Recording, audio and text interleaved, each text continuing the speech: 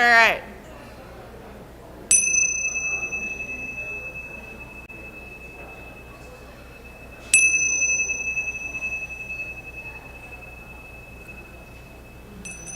All right. Hello and welcome to UU Miami. Whether you are here in the sanctuary or joining us online, we are glad that you are here with us. Come in, take a breath, let yourself arrive. I am Andy Arthur, joined today by our worship leader, Judith, and the last time I pronounced your name up here, I did it wrong, so I want to make sure I get it right. Oh, I did it right? Oh, well, now I have a whole complex about that.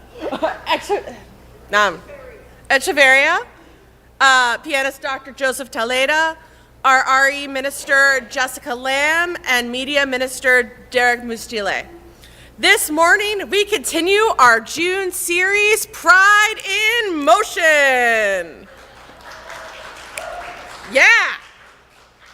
Across 4 Sundays, we are walking together through what it means to move from shame towards wholeness. Today, we hold the question of concealment and disclosure. What do we hide? What do we refuse to hide? And what does it cost us either way? Today's sermon is from La Paloma to Chalking the Sidewalks, stories of Floridian queer resistance. We're going to hold this question inside the long memory of Florida queer resistance, because queer resistance didn't just happen at Stonewall. It's happened over and over again right here in our own backyard. Today is also our flower communion. Yay! For those of you who know me, this is my jam. We are combining pride with flower communion. I am the happiest human. A perennial is a flower that knows how to come back. We belong to a long line of them. If you bought a flower this morning, thank you. It will have its moment in the service. The promise of this Sunday is small and true. The world will not change by Wednesday. In this hour, in this space, the pressure can come off. If you are here for the first time, you are welcome. If you have been here over 100 Sundays, you are welcome. Come as you are. We'll get to you, CJ.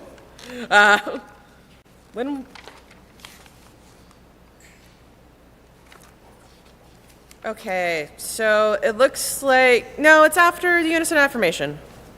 Okay. All right, we're okay.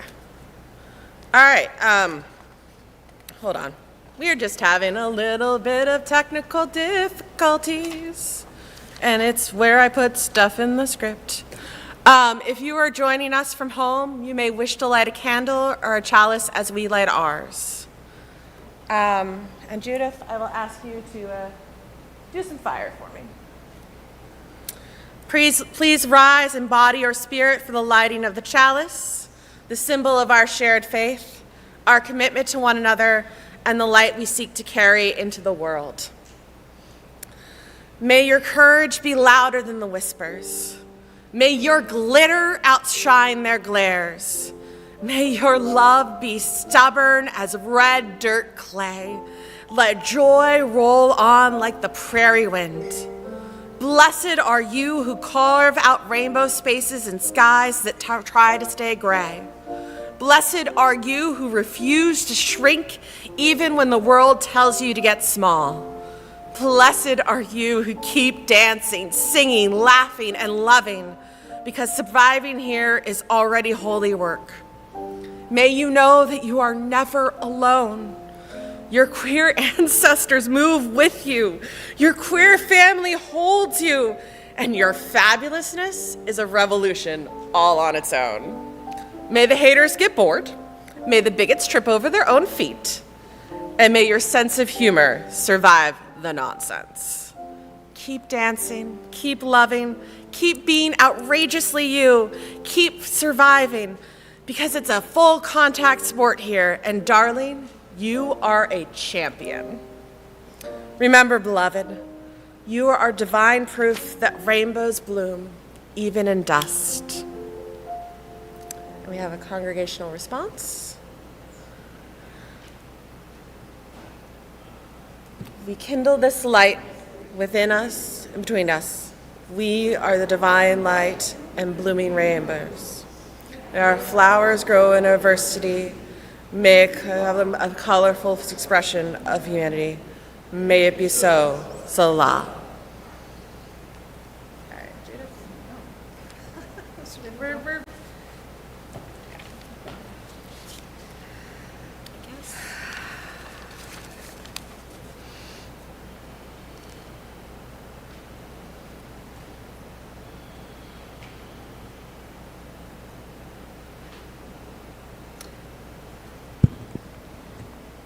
Thank you for remaining standing in body or spirit.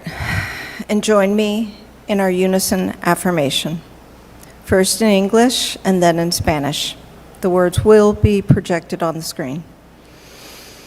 Love is the spirit of this faith, and service is its prayer. In love we agree to dwell together in peace, to seek knowledge and freedom, and to help one another. Amor es el espíritu de nuestra fe, y el servicio es su oración. En amor acordamos vivir unidos en paz, buscar el conocimiento en libertad y ayudarnos el uno al otro. Please remain standing some more in body or spirit, and join us in singing How Could Anyone? The words will be projected on the screen.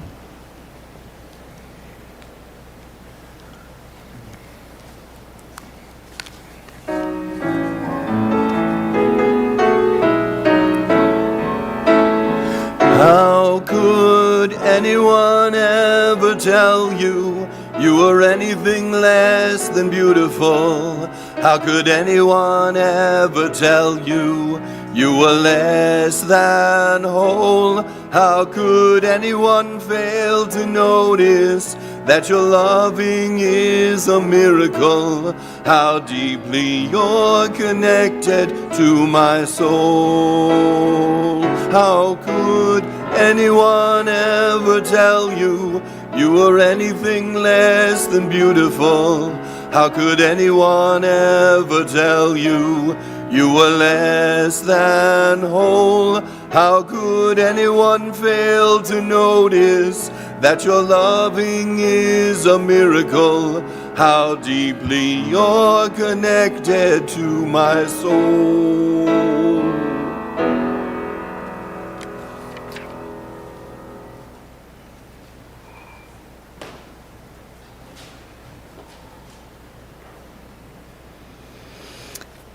Good morning, friends, and welcome to UU Miami. UU Miami is part of the Unitarian Universalist Association, grounded in pluralism, humanism, and care for one another, and for the earth. We gather around shared values, justice, compassion, curiosity, and belonging. Today, we continue our June series, Pride in Motion. This Sunday, we are asking what we hide, what we refuse to hide, and what it costs us either way.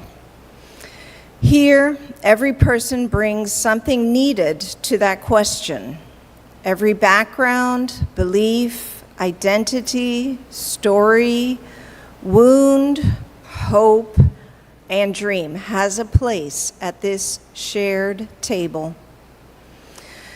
Together, we practice becoming a community that reflects into the world the maturity and compassion we hope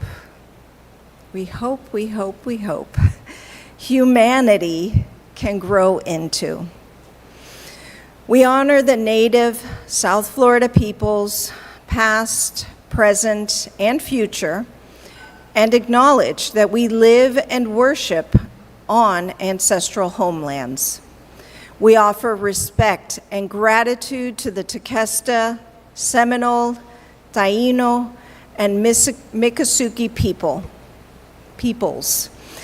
As a congregation, we commit ourselves to dismantling the harmful legacies of colonialism and oppression. If you are new, we invite you to connect, explore, and belong. Look for information in your order of service or speak to someone wearing a yellow or orange lanyard. Whoever you are, whatever you seek, you have a place here. Welcome home.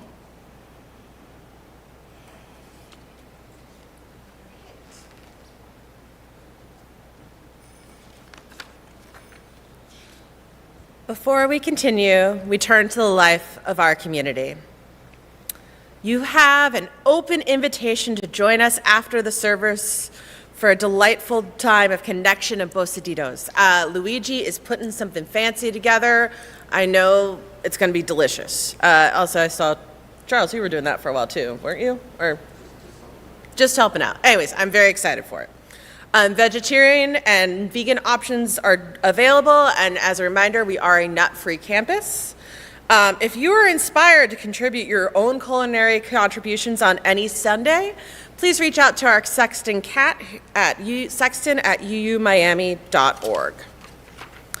Also, we have a lovely midweek meditation where you can take an hour to slow down, breathe, and reconnect yourself. Happens every Wednesday from 7 to 8 p.m. in the Emerson Room, led by the wonderful Judith. This welcoming gathering is open to everyone, whether you are new to meditation or have an established practice. No experience is needed. Come as you are and share in an hour of stillness and community. We also have the Hero Academy happening on our campus. For teens and young adults, it meets this Friday, June 19th from 6 to 9 p.m. in the Emerson Room. This session kicks off the countdown to Florida SuperCon. With theme challenges, limited edition mini badges, and points towards SuperCon passes. Hero Academy is built for geeks, gamers, fandom kids, neurodivergent youth, cosplayers, artists, writers, queer folks, and anyone questioning youth. And anyone who's not found their fit in standard programs. I will definitely promote this to a lot of my former students. It'll be great. Also, next Sunday, June 21st, we join the UA General Assembly from the Emerson Room. A community sing begins at 10:30 a.m. All voices are welcome and no experience is needed. At 12:15 p.m., we will watch the GA Sunday worship together, the largest annual gathering of Unitarian Universalist in worship, led this year by the Reverend Jen Youngsun Rowe. We also have the We the People March. On July 3rd, Friday, the eve of America's 250th birthday, Floridians will gather for the We the People March for freedom, dignity, democracy, healthcare, housing, and transportation and education.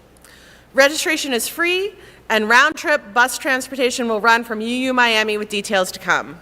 Register at pridelines.events/wethepeople to receive March and bus updates. And then I'm adding two more little announcements that weren't in the script. One is Judy Homer has a protest that's happening today at the usual place. I saw you with a sign. I'm sorry, I don't know all the details, but It's in the Gables across from the Coral Gables Athletic Field from 1 to 2.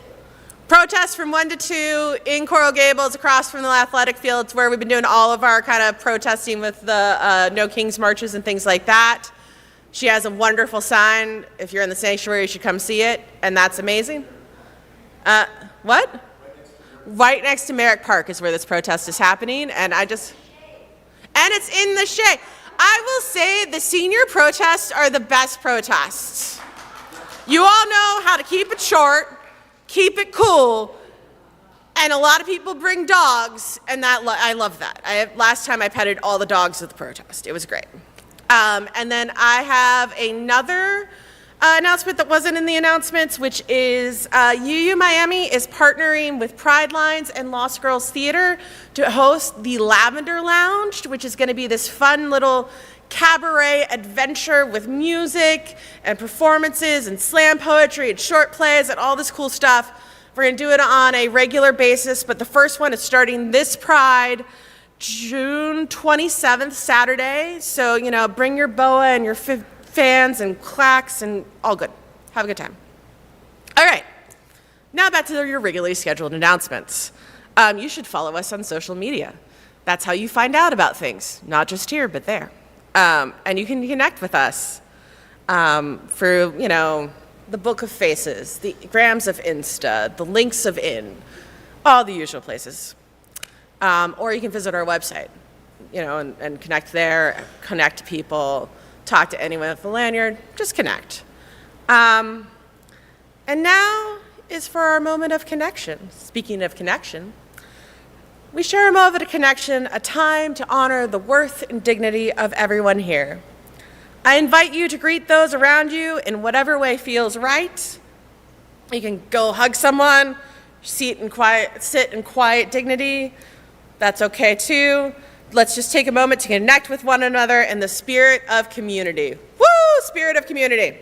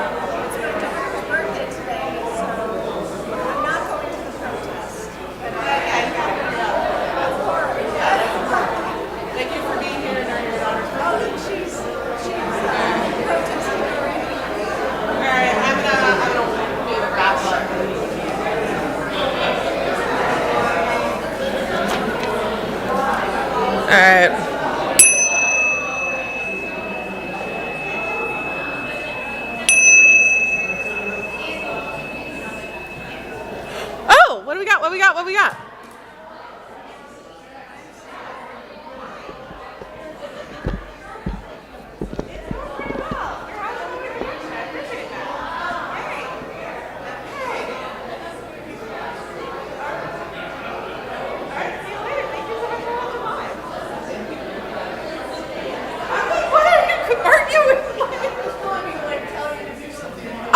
I was like, what did I do wrong? Bless his heart. All right. Hi. Welcome back. Friends, many of you brought a flower here today.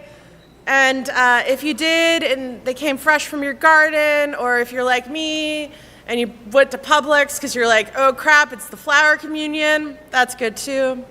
If you not one, bring one. Extra blooms are waiting for you at the front. All flowers count, including the flower in your heart. As the prelude is played, if you haven't brought your flower up, you can bring your flower up and put it in one of these lovely vases in the front. Bring it the way you brought yourself this morning. It's the garden we make together, and it begins now.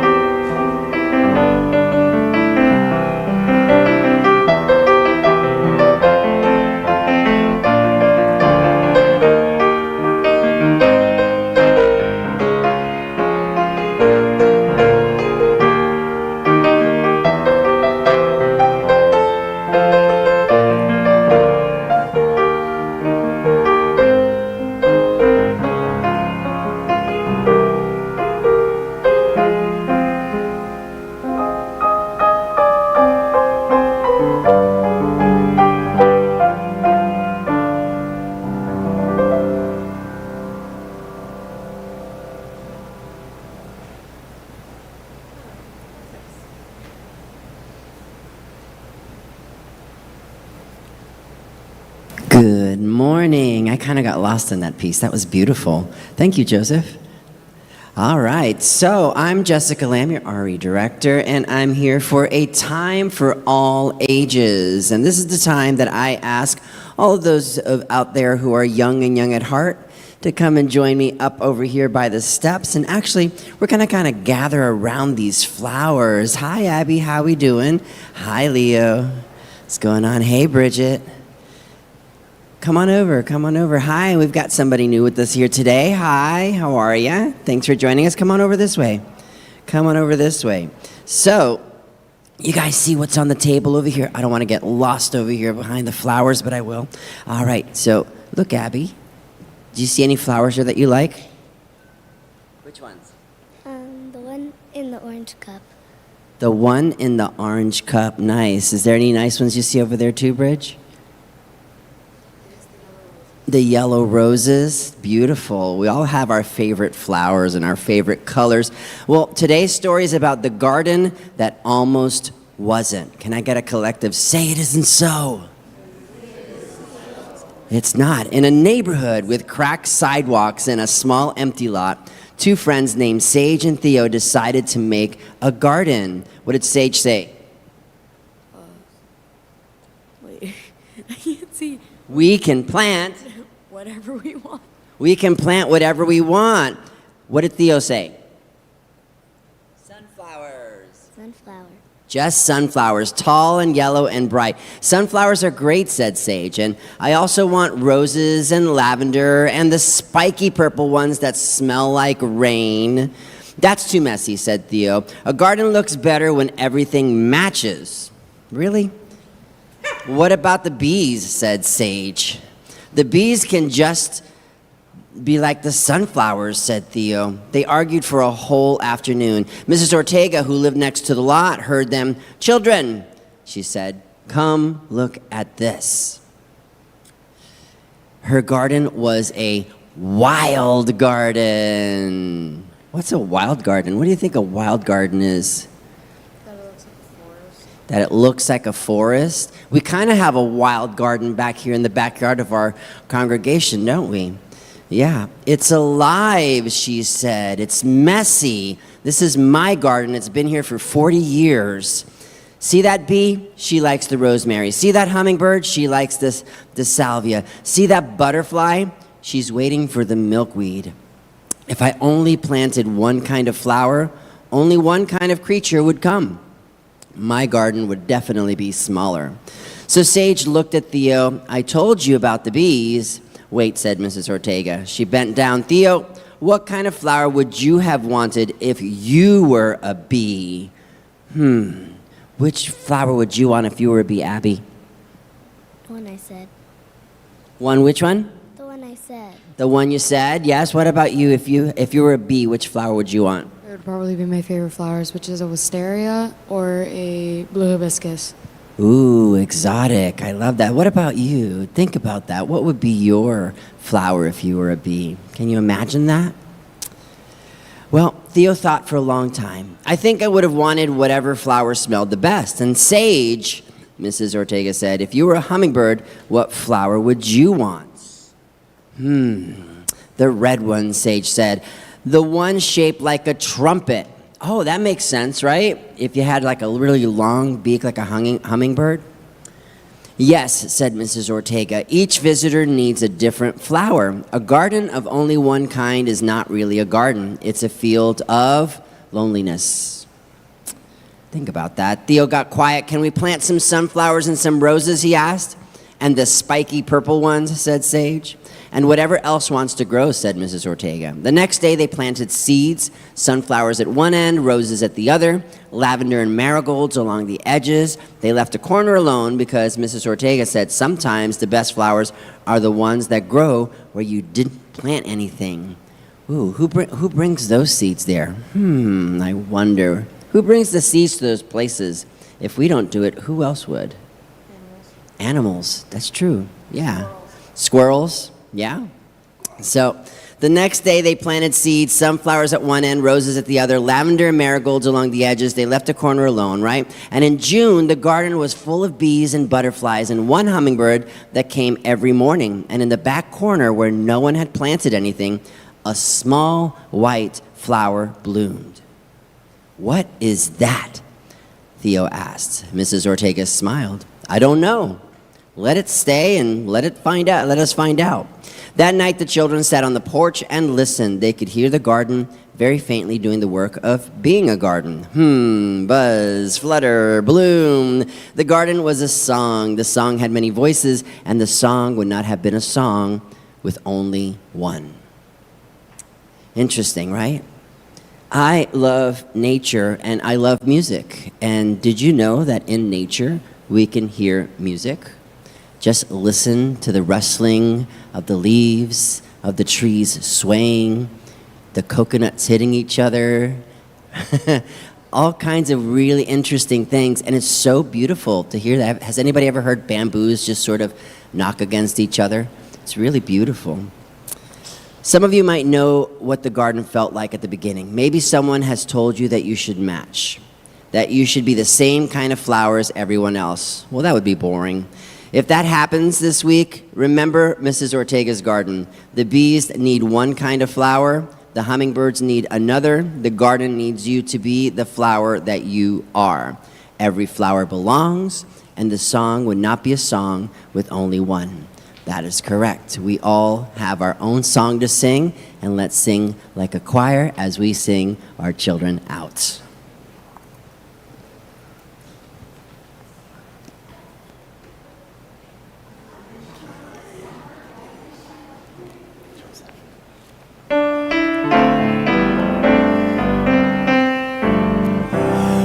May your mind be open to new learning.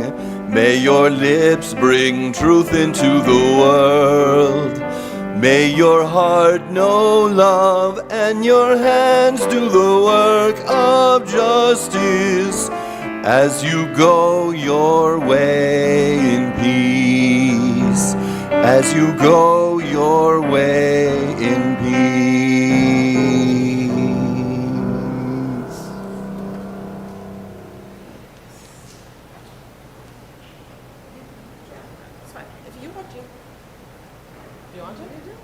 Okay, I just didn't want you to feel. All right. Ha-ha. It is that time in our service that we ask you to share the joys and sorrows that might be on your heart. I had meant this to go out, so it did not go out, so share any joys and sorrows you have. But if you have a moment you want to share where you stood up for the LGBTQ community, that would be kind of cool too. Again, just try to keep it to 1 or 2 minutes just so we're all good. But I see Bob has a poem already ready to go, so I'm very excited for that. Oh, and share your name. This is live streamed. All that jazz. If you're on the live stream, you can add it in the chat. I didn't bring my script with me, as you can tell. Go for it, Bob.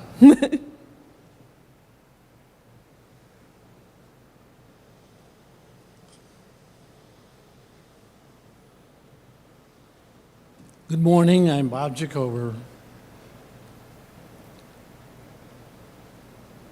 The price of freedom is eternal vigilance and actions to stop those who wish to take away our USA rights under our Constitution for life, liberty, freedom of speech, freedom of assembly, freedom of the press, and to petition officials and legislators for the rights to pursue the American dream and due process under the law for anyone, including foreign visitors, for charged with a crime. They have the right to due process. They're not allowed to be arrested without that process. So it's for all citizens. We have the right to vote for all citizens in the United States to vote. Be sure that we do everything necessary to protect those rights, because there are people who want to take them away from us. Don't let them do that. That is very true. And as Bonnie comes up here, I will say a good part of my sermon today is making sure we stand up for, a lot of the rights that have been taken away from the queer community. Thank you. Thank you, Bob and Andy. My name's Bonnie Petticord. I am a joy herder, a joy shepherd. I always have a nice flock of joys around me.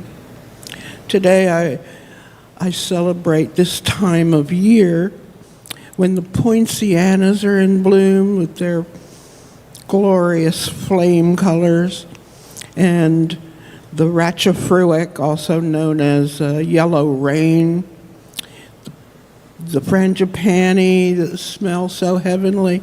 This is my favorite time of year because of flowers. People say, oh, it's too hot. I'd rather go out and drive around and look at all the beautiful trees that are blooming.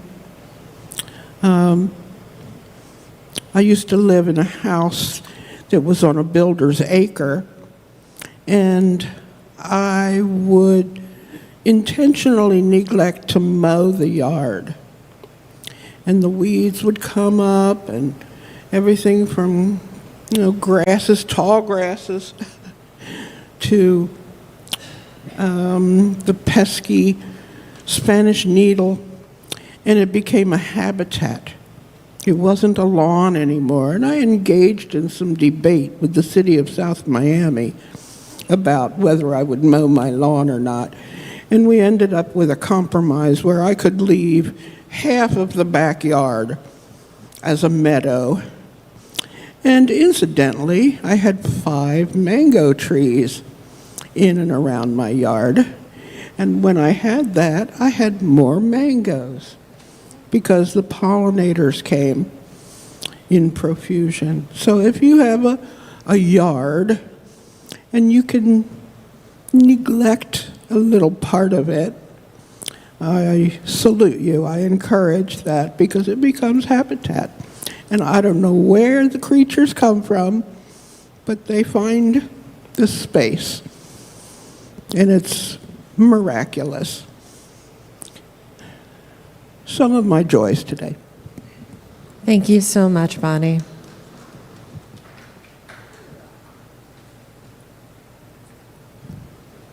Hi, I'm Layla.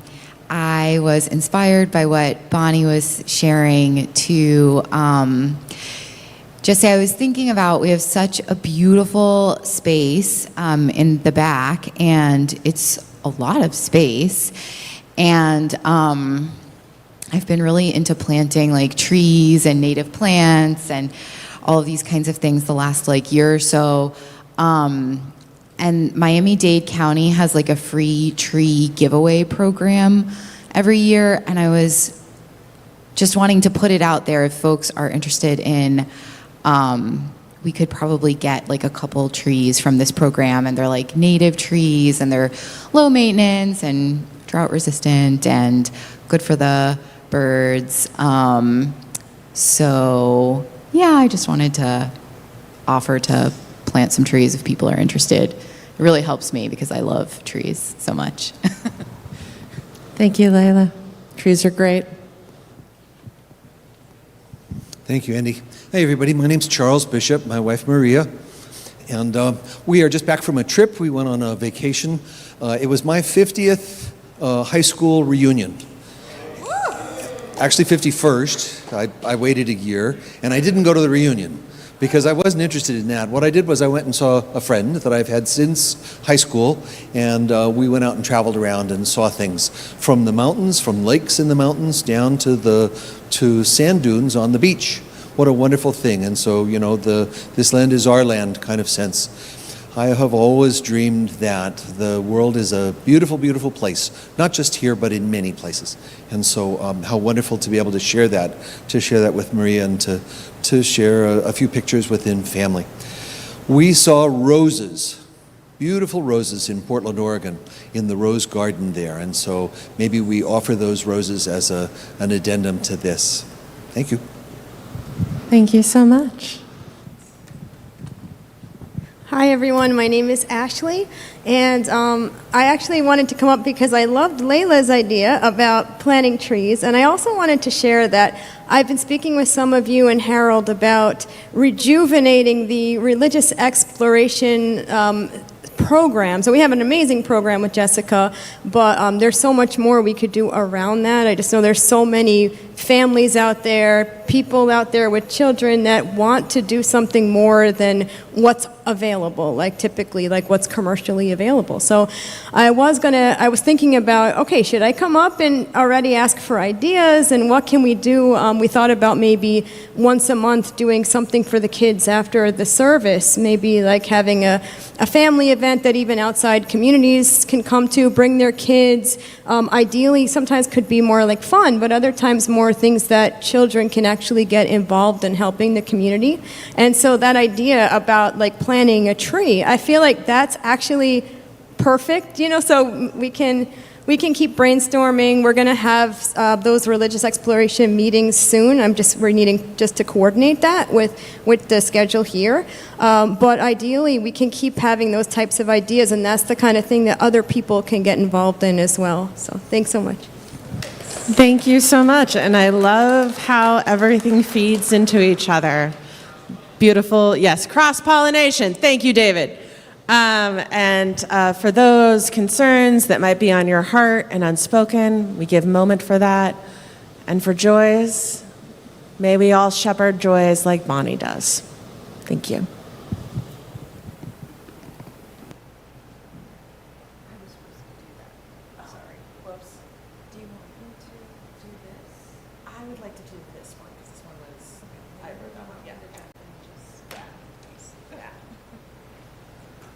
All right, so we did a thing. Hold on. All right. Okay. So I accidentally took joys and concerns from Judith, and I'm still going to do the meditation because I wrote this and I'm very proud of it, even though Judith is meditation guru. As we enter this space of contemplation, find a way to feel grounded and comfortable. That can include closing your eyes or simply resting them, placing your feet flat on the floor, and I'm going to add something that helps me. Feel your seat in your seat. All right, and once you're in a grounded space, I want you to open yourself to a space of memory, your own personal memory and our collective memory. Some people like to say that LGBTQ folks are a modern invention, but queer folks have always been with us. The labels and identities change, but the people, we've always been here. And at this moment, I want to open up your hearts to all of our queer ancestors that have come before us. So many of our queer ancestors have made me who I am today. I honor Oscar Wilde, who taught me the value of a cheeky stage direction, which won't be seen on stage, but it's still a love note to everyone who works on his plays. I honor Emily Dickinson, whose love poetry to her sister-in-law gave me an enduring love of the M dash that not even AI can take away. Thank you. Who taught me how to process grief that I could not name. I honor Alvin Ailey, whose dance lifted my soul in ways I still cannot express. I honor Marsha P. Johnson and Sylvia Rivera, whose story at Stonewall and beyond still inspires me. I honor Stephen Sondheim, whose lyrics I quote on a near daily basis as I try to make sense of my life.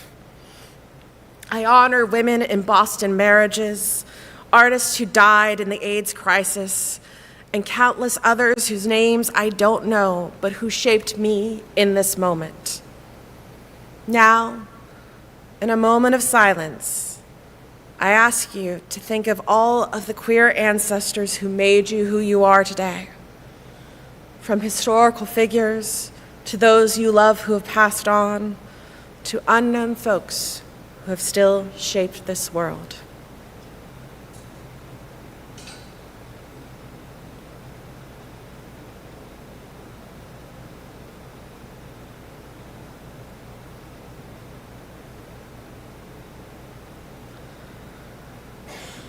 Dear ancestors, we give thanks for all of you. May we honor your memories as the blessings they are. And may the ancestors join us now as we sing our centering hymn. You may remain seated. Sing as you wish or simply listen. Let the music settle us deeper into the hour.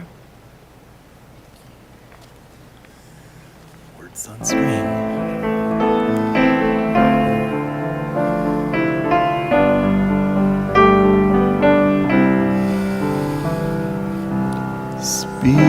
Spirit of life, come unto me. Sing in my heart all the stirrings of compassion. Blow in the wind, rise in the sea, move in the hand, giving life the shape of justice. Roots hold me close, wings set me free. Spirit of life, come to me, come to me. Fuente de amor, ven hacia mí y al corazón cántale tu compasión. Sopla al volar, sube en la mar, hasta moldear la justicia de la vida. Abrázame, libérame, fuente de amor, ven a mí, ven a mí.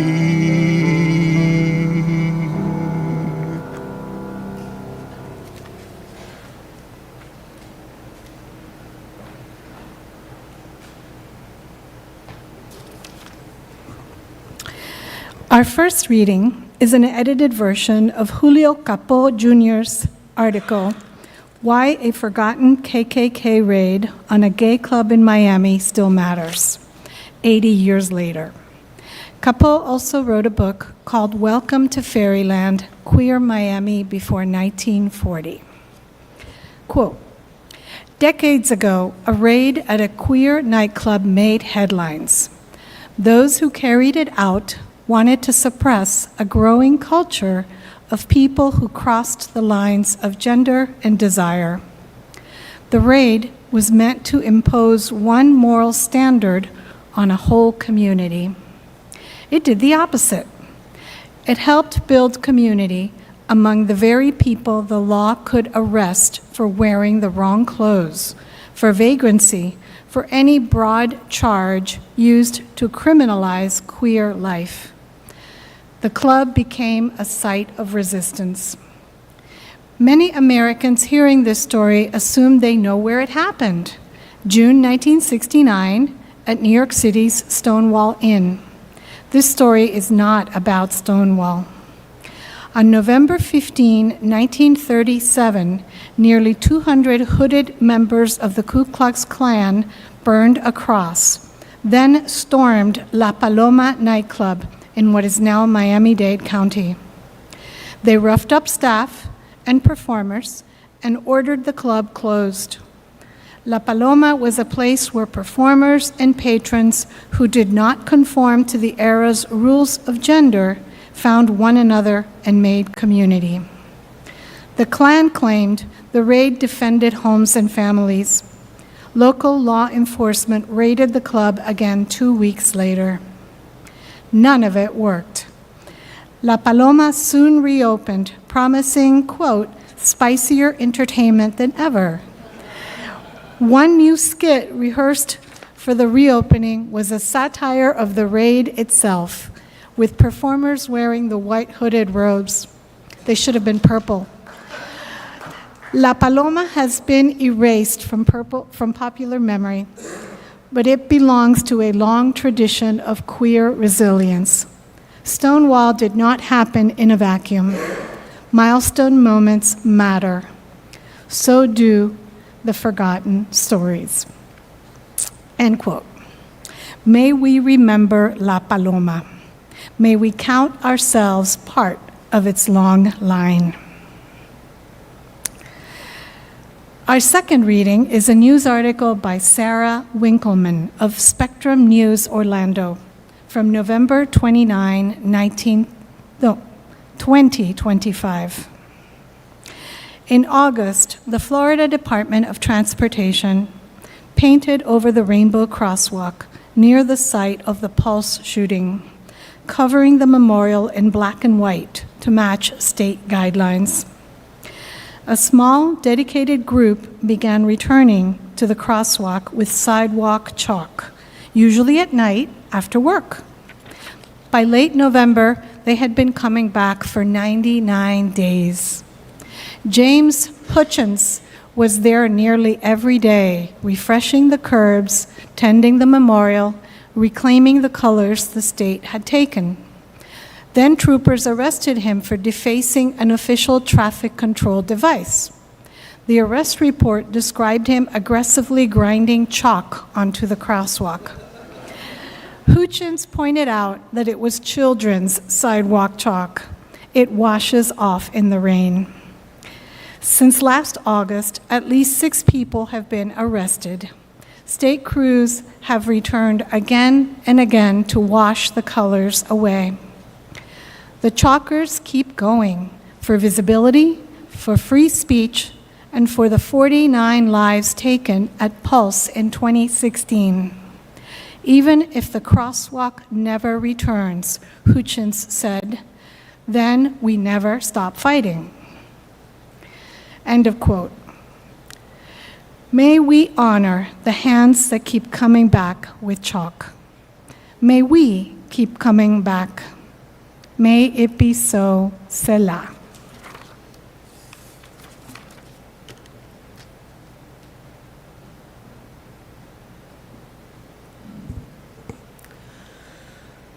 All of this has happened before, and all of this will happen again. The first flower communion happened on June 4th, 1923 in Prague. It was created by Norbert Capek, who founded the Unitarian Church of Czechoslovakia. The ritual of the flower communion is simple and beautiful. Everyone brings a flower, and everyone takes home a flower they did not bring, celebrating our diversity of selves and experiences, that we come from separate backgrounds and places, yet we all belong together in a beautiful bouquet. A faithful and radical statement. A decade later, from that very first flower communion, in the 1930s, right here in Miami, there was a nightclub called La Paloma, famed for having homosexuals in evening gowns, trousered lesbians, and prostitutes, and that is a direct quote. On November 15th, 1937, the KKK raided La Paloma, smashing instruments and raising a burning cross. And 2 weeks later, the nightclub reopened, with owner Al Yost promising spicier entertainment than ever. As Maria said in the reading, it had a satirized version of the raid, with what we would call now drag queens wearing their own white robes. I have no evidence of it, but I like to think they had sequins on them. Yeah. 10 years ago this week, a shooter murdered 49 beautiful people at the Pulse nightclub in Orlando. It was the deadliest incident against LGBTQ folks in American history. After the shooting, a rainbow crosswalk was painted outside the building as a memorial. And this past year, our governor, Ron DeSantis, instructed the Florida Department of Transportation to paint over the memorial in the dead of night. In the morning, the people of Orlando took to the streets to chalk the colors back over that fresh paint. And at night, the Department of Transportation power washed the sidewalks. And we just have a cycle of resistance. Every morning, since this started, James Houchins, among others, comes out to that sidewalk and re-chalks that memorial despite earning a felony charge for it. He even chalks the number of days he's been chalking. So you can see pictures, like one that's like 243 is the picture I saw that came with the article that Maria read. All of these moments, the first flower communion, the reopening of La Paloma, and the reclaiming of the Pulse Memorial sidewalk are intertwined. Now, I can see you thinking, yeah, I can make the connection from La Paloma reopening to the sidewalk re-chalking. That makes sense. That's two stories of Floridians saying, we're here, we're queer, get used to it. But how does the flower communion get into it? I will say that I love the flower communion. It's my favorite of our three major UU specific communions, though I will say I do love the fire communion because burning things is peak. I'm also team Unitarian Universalism needs more communions, so we got to get on that. But even if we had more communions, this would be my favorite. It's an easy one to love. There's a beauty in its simplicity. We're celebrating the diversity of all of our existences. We all, if we remember, bring a flower to share, and we all take a different flower home. We are a myriad in our similarities and differences. And even the act of choosing a flower to take home reveals something about ourselves in this moment in time. We might choose a cheerful lily, or a simple daisy, or a grumpy-looking pansy. Does anyone else think that pansies look really grumpy, or is that just me? And when we celebrate this ritual, my favorite ritual, we often talk about how Kopek was murdered in Dachau 2 decades later after he created it. But because we do this once a year, and because it is a celebration, we don't always deal with the depth of the end of that, of what happened to him. In Czechoslovakia, in 2023, Kopek saw a need to celebrate diversity. Now, in the hindsight of history, we know why that was necessary, but he didn't. He didn't know how fascism was coming to his homeland when he created this ritual, but he clearly sensed something. He sensed the very need for the very deep spiritual underpinnings of this ritual. And we can't divorce queer history from regular history. The Nazis who murdered him, among millions of others, including the 6 million Jewish folks in the Holocaust, also murdered LGBTQ folks. The first major Nazi book burning happened at Magnus Hirschfeld's Institute for Sex Research, which was a library of information about queer people of all kinds. And the loss of research on trans folks is still devastating to this day. And that was May 1933, 10 years after the first flower communion.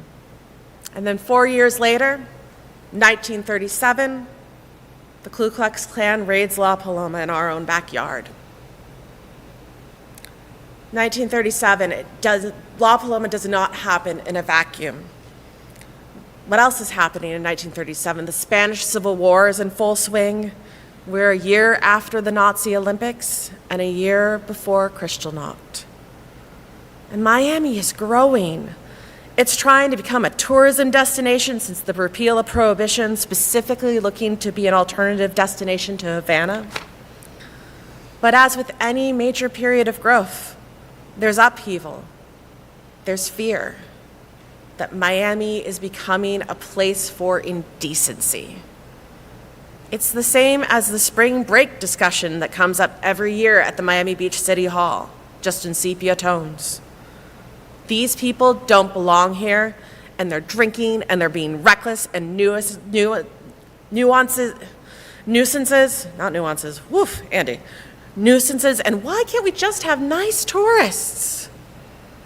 And then you have La Paloma, a gay nightclub, out in the sticks near the Everglades. It was way out on 79th Street, North 79th Street, just like way out in unincorporated Dade County. It's run by Al Youst, who is a colorful character with a sordid past. He had an extensive arrest record in New Jersey and was released on the conviction that he never returned to Atlantic City. The judge actually said, go away, go far, far away, go to someplace like Florida. And he listened. He went to Florida and opened a gay club. And a large chunk of Miami felt the same way about La Paloma as New Jersey felt about Youst. As a side note, Youst is a fascinating person, but not a good person. I don't want to make him out to be a folk hero. I have written a play about La Paloma. He is my favorite character to write, and I have lots of complicated feelings about that, but the guy was not a good guy. We can get into that after the service. In the years leading up to the raid, La Paloma's neighbors consistently complained that the club is a menace, indecent, and a threat to public health. They even staged a demonstration in 1935, 2 years before the raid. The Ku Klux Klan was at its peak of its national resurgence in the early 1920s, with its well-known violence and imitation tactics. And I want to note that's the same time that our first flower communion happens. And that rise of fascism and the KKK led to this very congregation forming in the 1930s. A local rabbi said that he felt safer in a community with a Unitarian church because it meant the city would be less prone to racial hatreds. On the night of the raid, they held an induction ceremony at a local golf course and marched to the club. It didn't go exactly as they expected. The band played on, initially figuring that it was part of an act. Eventually, they figure out what's actually going on, and the Klan chases everyone out and breaks furniture and instruments. Some people are injured, but no one dies, and it makes national news at the time. New York Times commented, "Every civic club in the Miami area is sure to approve of the Klan's militant stand against the too rough divestment that has characterized the city's nightlife since 1934. The Dade County Sheriff also approved of the Klan's actions and ordered that the club remain closed. But it didn't. It reopened with spicier entertainment than ever, including the satire of the raid itself. Because even though the proper people of Miami in 1937 felt that queer folks were degenerates, worthy of scorn, and not really human, we kept dancing. We're perennials. We will bloom again and again and again. All of this has happened before, and it will happen again and again and again. Anita Bryant creates the homophobic Save the Children campaign, and we found Pride Lines and Save Dade. Progress is made, progress is halted, and progress is made again. The painting over of all of those rainbow sidewalks, not just the one at the Pulse Memorial, but all across the state of Florida, and is an act of our government trying to plow us down under the guise of public safety. Our government in Tallahassee is actively trying to legislate queer folks out of public life, from bathroom bans to painting over these rainbow sidewalks, to the removal of LGBTQ materials from schools, to banning all Florida government funding of anything related to diversity, equity, and inclusion. which in practicality means no local government funding of pride celebrations or any organization that does things for queer folks and as well as Black and brown folks. It bans queer art and LGBTQ, funding of queer art and LGBTQ centers, and it's our government. It's not just the Klan acting with the tacit permission of our government. You know what we do? We reopen. We bring our spicier entertainment. We get up every morning and take our sidewalk chalk to the streets. We vote, we call our representatives, we march in pride, and we nurture ourselves like a garden. We grow, we renew. And like Coppock did 103 years ago, we celebrate our collective diversity and beauty and difference. Because you can't stop queerness from existing. We're perennials. We'll keep coming back. The world might consider us to be weeds, but as Ray Baumel told me at my first flower communion at this congregation, what defines a weed is a matter of perspective. To quote Coppock himself, it is worthwhile to live and fight courageously for sacred ideals. So today, as you engage in this 103-year-old ritual, the oldest ritual in Unitarian Universalism, I want you to think of it as an act of resistance. Because that's what celebrating diversity is. We are all different. And all of us, queer and non-queer alike, we are part of the wider garden we call life. And we will go forth with the knowledge that we will regrow together. All right. 100 years ago in Prague, the Unitarian Universalist minister Norbert Coppock gave his congregation this ritual. They had come from so many traditions and could no longer share old communions, so he gave them flowers. In his spirit, we concentrate these flowers as a message of fellowship and love. Look what we made this morning. Each one of us bringing flowers. No two flowers are alike, no two people are alike. And each one is needed for this garden to be a garden. In a moment, as this reflection is played, you're invited to come forth and choose a flower from the many placed in the front this morning. Take a different flower than the one you brought. Take it gently. Someone carried it here. Carry it home the same way. And let it stand this week for a life now joined to yours. We brought ourselves. We take home one another. So say we all. Amen.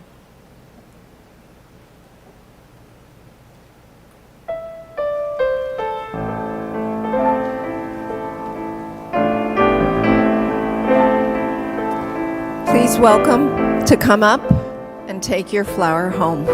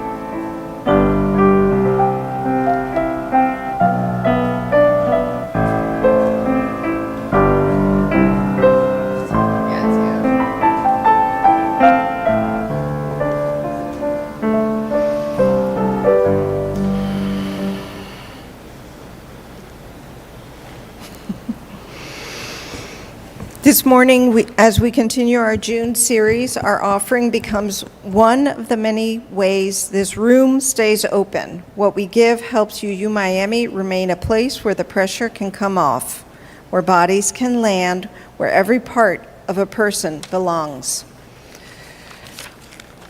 From April to June, we share the plate with Pride Lines, which supports LGBTQ and youth across Florida. If you are online, you may give using the QR code on your screen. If you are in the sanctuary, you are invited to place your offering in the basket that Zoltan is coming around with. Thank you for giving as you are able.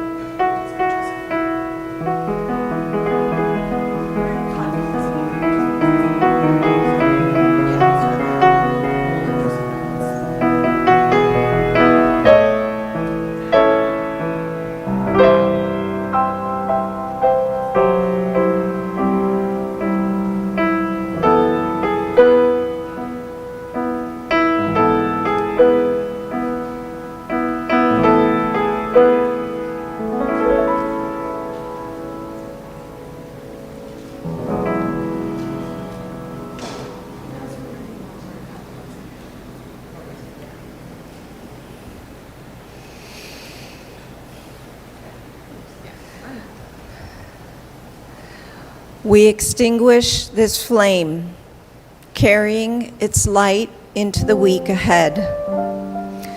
Some flames are put out, ours goes to seed. A perennial does not bloom all year. It goes down into the dark. It holds its life below the surface where no one can see it. And when the season turns, it comes back.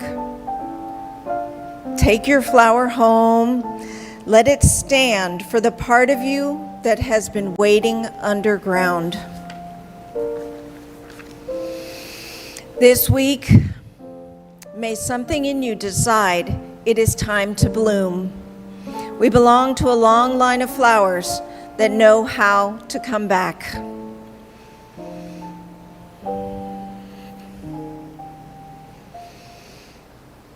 Read with me together. The flame is gone. The root remains. We are perennials. We come back. Salah.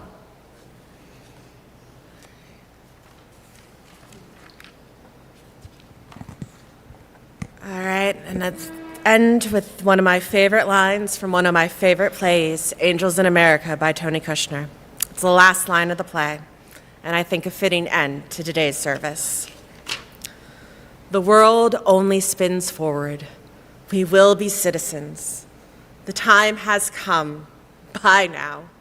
You're all fabulous creatures, each and every one of you. And I bless you. More life. The great work begins. So say we all. Amen.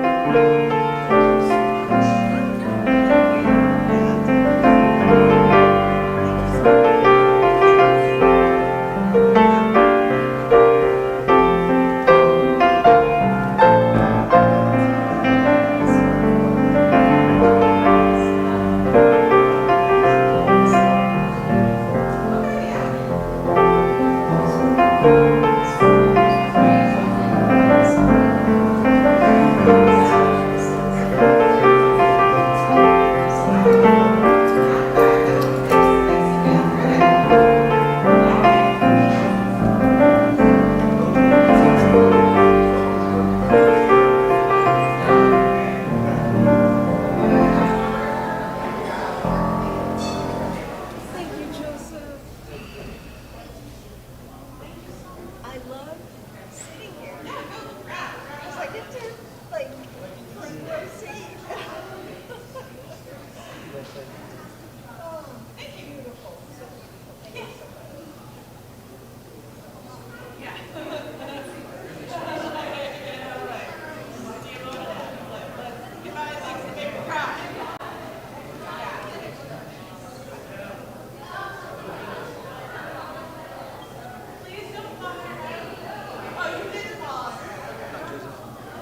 I help you with the dinner?